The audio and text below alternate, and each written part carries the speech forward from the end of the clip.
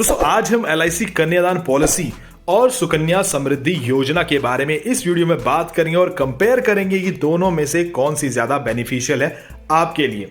एक चीज तो तय है दोस्तों, यहां पर हम बात कर रहे हैं कन्यादान और सुकन्या समृद्धि की, तो इस प्लान में हम लड़कियों के बारे में बात करने वाले हैं। दोनों ही प्लान आपकी लड़कियों को कैसे फायदा पहुंचा सकते हैं उसके बारे में बात करेंगे।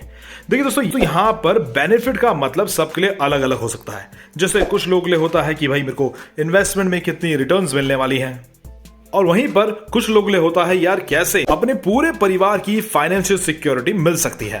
तो दोनों के बेनिफिट्स अलग अलग हैं, लेकिन बेनिफिट्स तो हैं। तो दोस्तों इस वीडियो में हम दोनों ही प्लान्स को एक्सप्लेन करेंगे, एग्जांपल के साथ भी बताएंगे कि क्या क्या फीचर्स हैं। चलिए दोस्तों, तो सुकन्या समृद्धि योजना के बारे में बात कर लेते हैं। यहाँ पर एंट्री एज की अगर मैं बात करूं तो 0 वर्ष से लेके 10 साल की लड़की, सिर्फ लड़की के लिए ये प्लान लिया जा सकता है। और यहीं पर LIC कन्यादान योजना के बारे में अगर मैं बात करूं, यहाँ पर चाइल्ड एज की कोई लिमिट नहीं है दोस्तों, लड़का और लड़की दोनों के लिए ये प्लान लिया जा सकता है। अब सवाल ये आता है कि इन योजना के अंदर कितनी लड़कियों को ऐड किया जा सकता है या फिर लड़कों को ऐड किया जा सकता है। सुकन्या समृद्धि योजना के अंदर एक लड़की और एक और लड़की यानी 2 लड़कियां, और अगर एक लड़की हो चुकी है और फिर दोबारा 2 ट्विंस लड़कियां होती हैं तो 3 लड़कियों को भी ऐड किया जा सकता है। यहीं पर LIC कन्यादान योजना के अंदर कोई लिमिट नहीं है दोस्तों। अगर 2 लड़के हैं, 1 लड़की है, 3 लड़की है, 4 लड़की है, तो उन सब के लिए आप इस योजना का लाभ उठा सकते हैं। सुकन्या समृद्धि योजना के अंदर अकाउंट होल्डर सिर्फ लड़की रहती है, जो 18 साल पूरे होने के बाद खुद अपने अकाउंट को ऑपरेट कर सकती है। और यहां पर हम LIC कन्यादान योजना के बारे में बात करें तो यहां पर पॉलिसी होल्डर माता पिता होते हैं, जिनकी उम्र 18 साल से 50 वर्ष की होगी, वही इस प्लान में निवेश कर पाएंगे। सुकन्या समृद्धि योजना के अंदर प्रीमियम पेमेंट टर्म यानी कि पैसे कब तक देने हैं, 14 वर्षों तक आपको यहां पर पैसे जमा करने होते हैं। और जो मैच्योरिटी का टर्म होता है वो 21 सालों का होता है, यानी कि लड़की की उम्र 21 साल पूरे होने पे लड़की को पैसे दे दिए जाते हैं। LIC कन्यादान योजना के अंदर मैच्योरिटी का टर्म यानी कि कितने साल में आपको पैसे मिलते हैं, आप खुद चूज कर सकते हैं। 13 से लेके 25 सालों के बीच में कोई भी साल आप चूज कर सकते हैं, कितने सालों के लिए पैसे जमा करने होते हैं। दोस्तों आप कोई भी मैच्योरिटी टर्म चूज करेंगे तो उसमें से लास्ट के 3 साल आपको कोई भी भुगतान करने की जरूरत नहीं है। अगर आपने 25 सालों के लिए इस योजना को ले रखा है तो 22 सालों तक ही आपको प्रीमियम जमा करना है, लास्ट के 3 साल कुछ जमा नहीं करना है। सुकन्या समृद्धि योजना के अंदर जो इंटरेस्ट रेट है वो 7.6% का है, और वहीं पर अगर हम बात करें LIC कन्यादान योजना की तो इसका इंटरेस्ट रेट नहीं देखा जाएगा। दोस्तों इस प्लान के फीचर्स ही अपने आप में इंटरेस्ट रेट हैं। अभी तक आप लोगों को इस योजना के फीचर्स के बारे में जानकारी नहीं होगी, वो मैं आपको कैलकुलेशन पार्ट के साथ साथ समझाऊंगा। यहां पर हम बात करेंगे सुकन्या समृद्धि योजना में जो पैसा हमको मिलता है वो टैक्स फ्री होता है। LIC कन्यादान योजना में भी जो मैच्योरिटी अमाउंट हमको मिलेगा वो टैक्स फ्री रहेगा। दोस्तों सुकन्या समृद्धि योजना में मिनिमम पेमेंट आप 250 रुपए से लेके 1.5 लाख रुपए तक की कर सकते हैं पूरे साल भर में। जी हाँ दोस्तों, मिनिमम 250 रुपए पूरे साल में। बट हमें ध्यान रखना है, अगर हमें अपनी बिटिया के लिए प्लानिंग करनी है तो एक सिस्टम के अनुसार चलना पड़ेगा, एक फिक्स अमाउंट हमको तय करना पड़ेगा। यहां पर LIC कन्यादान योजना के अंदर हम 500 रुपए महीने से लेकर मैक्सिमम की कोई लिमिट नहीं है दोस्तों, जितना आपका पॉकेट अलाउ करता है, जितना अपनी बिटिया के लिए पैसा जमा करना चाहते हैं उसके अनुसार कर सकते हैं। अगर पेरेंट्स के साथ में कोई दुर्घटना हो जाती है तो सुकन्या समृद्धि योजना के अंदर आपको इसका कोई लाभ नहीं मिलेगा। मान लीजिए योजना का चुनाव करने के 5 साल बाद पिता की मृत्यु हो जाती है तो परिवार में से किसी और को वो पैसे जमा करने होंगे। अदरवाइज 21 साल की उम्र में जब आपको मैच्योरिटी मिलेगी तो वो मैच्योरिटी इसी हिसाब से मिलेगी जितना 5 सालों में आपने पैसे जमा किए होंगे। उसमें आपको कोई भी जीवन बीमा नहीं दिया जाएगा। अगर हम बात करें LIC कन्यादान योजना की तो इसके अंदर आपको 3 बार डेथ क्लेम दिया जाता है।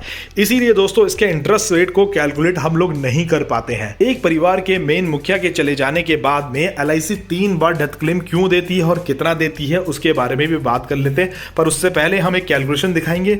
सुकन्या समृद्धि योजना में पैसे निवेश करने से आपको कितने पैसे मिलते हैं और LIC कन्यादान योजना में पैसे निवेश करने पे कितने पैसे आपको दिए जाते हैं। दोस्तों यहाँ पर हमने सुकन्या समृद्धि योजना और LIC कन्यादान योजना के एग्जाम्पल कैलकुलेशन करी हुई है। यहाँ पर हमने बच्चे की उम्र जो रखी है वो 1 साल की रखी गई है दोनों ही योजनाओं के अंदर।